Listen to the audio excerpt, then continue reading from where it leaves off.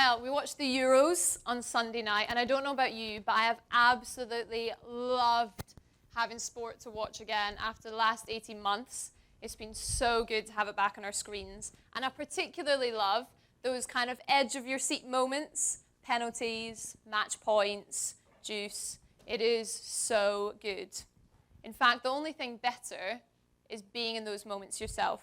Maybe not penalties, but those edge-of-your-seat moments where it's win or lose, that is where competition is at its best. I wonder, if your wildest sporting dreams came true, who would it be that you would want to compete for? Which team or club would you play for if you could get there? If anything could happen, who would it be? 20 seconds with the person next to you. Just tell them, what would the team or club be? 20 seconds, go. Now imagine you get there. You're playing for this team, you're playing for this club, and now what's the best thing? Is it an Olympic gold race? Is it the World Cup? Is it the Euros? Is it a Wimbledon final? What is the peak of your career? Now imagine you're in that moment. You've done everything you can to prepare well because you want to do your best for your team. You're going to rest well, you're going to eat well, you're going to play well, you're going to train well, you're going to love your teammates well. Now picture this. It's just about to start. The ref comes up to you and asks you to compete for the opposition instead. Now what are you going to do? Now what's your approach going to be? Are you likely to lay everything on the line to compete for the opposition? Are you going to run until you can't feel your legs anymore for the opposition? Probably not. Well, I don't know if you spotted the two characters in our passage this evening, but we have the Good Shepherd and the hired hand. We're going to look briefly here at the hired hand first. Now, the hired hand is brought in to look after the sheep. It's like a 9-to-5 job. He's getting paid to be there. As soon as the clock hits 5, the hired hand is going to leave. He's just getting paid to do a job. You see, the sheep don't belong to him. He doesn't care for them like his own. He doesn't know them like they're his own. So when something goes wrong, when the wolf comes along, when the wolf attacks, the hired hand runs. He flees at the first sign of danger because he cares more about his own life than that of the sheep. Remember how you felt about the opposition? They're not your own team. You're not going to do everything you can to protect them, to love them. So we've got the hired hand. And then on the other hand, we have the good shepherds. Look down at verse 14 with me. It says, I am the good shepherd. I know my sheep, and my sheep know me. You see, the good shepherd knows his sheep inside out, and so he cares for them so much. I wonder if you've ever actually seen a real-life shepherd, even on TV. It's a full-time life commitment. It is not a 9-to-5 job. I remember watching a documentary, and in this particular episode, it was about this one solitary shepherd. And he lived his life on the mountainside so that he could be near to his sheep all of the time. And he lived in this little hut by himself, far away from anyone else. And at night, he slept in his coat, and he had his torch beside him so that he was ready to go at the first sign of danger. So he could get up and get out and protect his sheep if he heard an animal coming, if he could smell danger.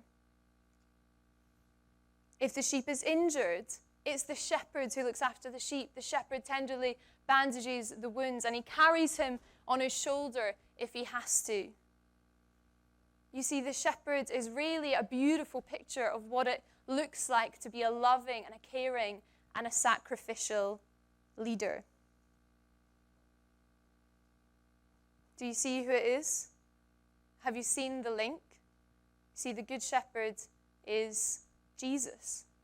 And not only are we told in these verses that he knows his sheep, he cares for his sheep, we are told 4 times in these short verses that in fact the good shepherd is willing to lay down his life for the sheep. You see, unlike the hired hand, who just came in to do a job and left as soon as he could.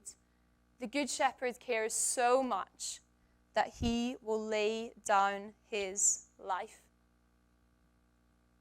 You see, John is making a comparison here. He is comparing Jesus as the Good Shepherd to anyone else in this world as the hired hand. He is saying that Jesus is the only Good Shepherd. That if the sheep are not following the Good Shepherd, then they will not be protected, then they will not be saved, they will not be guided into where they need to be. And I wonder if you've seen that a little bit over the last 18 months with the coronavirus. I know experiences have been very different for everyone, and it might be a sensitive topic for you. But I wonder if at any moment over the last 18 months you felt lonely or confused or hurt or sad. You see, the virus does not care how rich you are, how poor you are. The virus does not care how fit you are. The virus does not care where you come from. The virus does not care what your surname is. There was nothing in this world that could bring that eternal security from the virus. Nothing. You see, Jesus says, I am the Good Shepherd. I am the only one who can bring eternal security, who can bring life to the full. And we're going to look a little bit more about what that actually means in a little minute. But if you have found yourself feeling lonely and isolated and sad and hurt over the last 18 months in a broken and fragile world that we live in, take heart. The Good Shepherd knows you and he cares for you and he loves you so much that he lays down his life for you. You see, the Good Shepherd promises life. Well, who are the sheep then? We've got the Good Shepherd, and then we have his sheep. Now, the sheep are his flock. They are under his care. They are those who belong to him. But here's the thing about sheep. They are pretty defenseless. They can't really save themselves. I wonder if you've ever been in a situation where you've been driving along a country road and you've come across a sheep in the middle of the road. Now, I imagine most of you have, because the majority of you live in Scotland. I see some giggles out there. You're driving along and you see this sheep, and you know they're not supposed to be there, and we know it's a dangerous place for them. We see their field probably right next to the road, and yet for some reason they're still wandering on the road. They're still holding up the traffic. They can't seem to find their way back to safety, to food, to green pastures. They cannot live their life to the full on the road.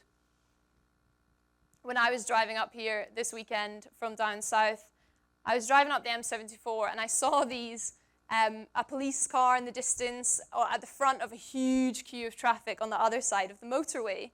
So police car's sitting there and I can see the lights from a distance and I'm thinking, I really hope there's not an awful accident there. And as I get closer, I see these two sheep walking down the middle of the M74 in the middle of the day, a sheep and a little lamb, and miles of traffic behind them, and the police car there to stop, and what I imagine is the farmers trying to hustle them off the side of the road, but they're not really going anywhere. That is the picture of a sheep here. But often we as human beings can actually be a bit like the sheep, wandering on the road, not where it's supposed to be. We can be a little bit like the sheep, jumping in the ditch time and time again after being saved, not realizing what's best for us, wandering down the dangerous road where we're not able to live our life to the full, where there is no goodness for us. You see, we can often be like that. And as human beings, we heard from Lanx last night that we love the darkness. Naturally, we love the darkness. And we need light. We need a good shepherd. We need someone to help us, to save us from the ditches, to provide life, to give us guidance. But you see, Jesus isn't only talking about the sheep in his sheepfold in this passage. If you look at verse 16 with me, John says, or Jesus says, I have other sheep that are not of this sheepfold, and I must bring them also. You see, Jesus is saying here that there are sheep out there are people out there who don't yet follow him, who don't yet realize that he is the good shepherd, and yet Jesus laid down his life for them too. Do you see how wide this invitation is of the Good Shepherd? How he laid down his life for every single one of you? For those of you who follow him, who trust him as the Good Shepherd, and for those of you who don't follow the Good Shepherd, Jesus laid down his life for you too. And I wonder if that's you tonight. Do you follow in the Good Shepherd's leading? Do you trust him as your protector, as your guide, as your leader? Or do you not yet follow him? We see every evening, every morning at Sports Plus, in our morning meetings, our evening meetings, our quiet times, your team meetings at lunchtime, we are giving you the opportunity to hear the Good Shepherd's voice. And I wonder if you will be listening. And you might be thinking, so what, Jen? What does this actually look like in my day-to-day life? What difference does the Good Shepherd actually make to me every day as I go about my life at home, going to school, playing sport with my mates or with my family? What difference does the Good Shepherd make? Well, we learn in tonight's passage that he is the only one who truly knows you and who really, really cares for you enough to lay down his life for you. To follow the Good Shepherd, that's what it looks like. To be truly known and cared for by Jesus. And in a world where we all know thousands of people on social media, on Instagram, thousands of followers, or we follow thousands of different people who don't really know us, Jesus says, this is what life to the full looks like. It is to be guided and protected in a world where we look to all of these other people around us who are telling us lots of different directions, but they don't really know what's best for us. Jesus says, I know you, I love you, I care for you. Come and follow me. I actually saw an app the other week, and it allows you as a follower to vote on decisions that celebrities or influencers are making. So let's say, for example, a celebrity or an influencer goes shopping and they're buying a pair of shoes. Then they would put on the app, red shoe or blue shoe. And you, as the follower, pay to make a vote. And then they buy the pair of shoes with the majority of votes. Sounds crazy, right? But we buy into these things. And I guess the point of the app is to make you feel like they really care for you. Like they really care about your opinion and about what you think. Like they're really invested in your life. There is no greater illusion of influence. Beware of the hired hand in this world. You see, Jesus' love for you is not an illusion. And the evidence is in him laying down his life. I just wanted to think back to that question at the start for a minute. We talked about what is your dream? What is your biggest sporting dream? Who would you love to play for? Is it Olympic gold for your country? World Cup champions? What sounds like the best to you? Well, what does Jesus say life to the full looks like here? He says it is to be truly known, to be truly loved, and to be truly cared for by the Good Shepherd. He says it is to follow the Good Shepherd. Now you might be thinking, how does this match up with what Lanks told us last night? He said we're all in darkness. Well, we're going to find out more tomorrow on how this is even possible and how Jesus lays down his life for his sheep.